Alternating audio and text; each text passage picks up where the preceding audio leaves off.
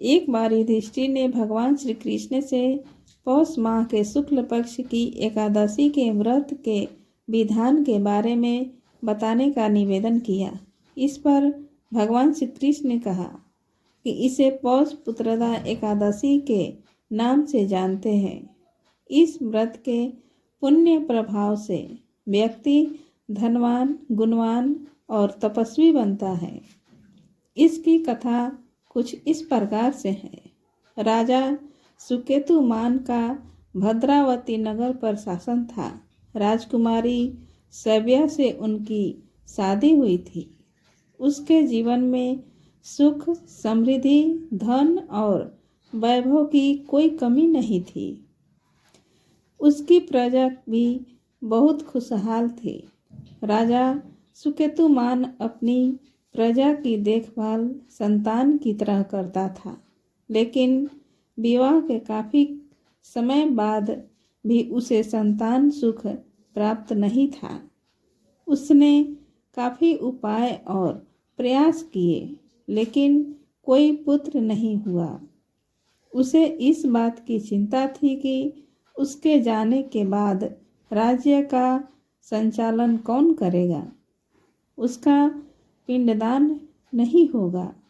इन सब बातों को सुनकर राजा सुकेतुमान और रानी सव्या दुखी रहते थे।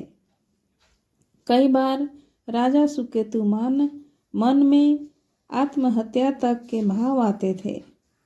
इस दुख के कारण अब उसका मन राजपाट में नहीं लगता था।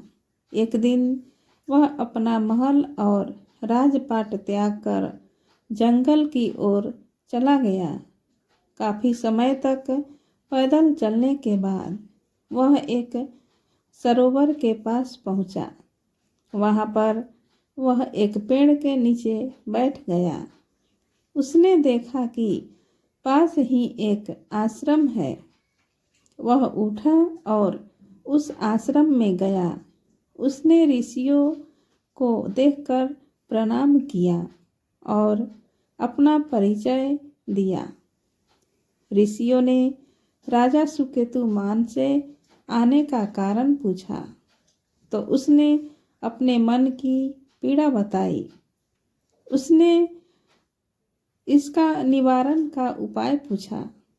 ऋषियों ने बताया कि पौष शुक्ल पक्ष एकादशी आने वाली है। तुम उस दिन विधि विधान से व्रत रखकर भगवान श्री नारायण की पूजा करो। इस व्रत को करने से अवश्य ही तुम्हें योग्य पुत्र की प्राप्ति होगी, क्योंकि यह पुत्रदा एकादशी व्रत है। इस बात को सुनकर राजा सुकेतुमान का मन खुश हो गया, जैसे पल भर में उसके दुखों का अंत हो गया हो। राजा सुकेतुमान अपने महल में वापस आ गया। पौष शुक्ल एकादशी के दिन उसने व्रत रखा और विधि विधान से भगवान नारायण की पूजा की। ऋषियों के बताए गए नियमों का पालन किया और रात्रि जागरण किया। अगले दिन दान करने के बाद पारण करके व्रत को पूरा किया। कुछ समय बीतने के बाद रानी सव्या गर्भवती हुई। राजा सुकेतुमान को पुत्र सुख की प्राप्ति हुई। बेटे को पाकर वह काफ़ी खुश हो गया।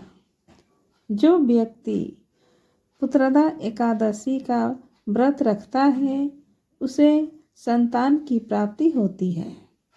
जय श्री हरि।